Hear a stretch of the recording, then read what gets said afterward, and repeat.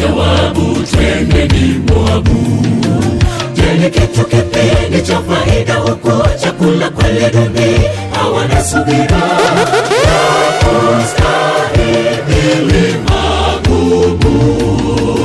Waliketi chini kwa fikara wakawaza, je, tuzidi dumu kwa ukame Bethlehemu au tutoke? Jawabu twendeni Moabu.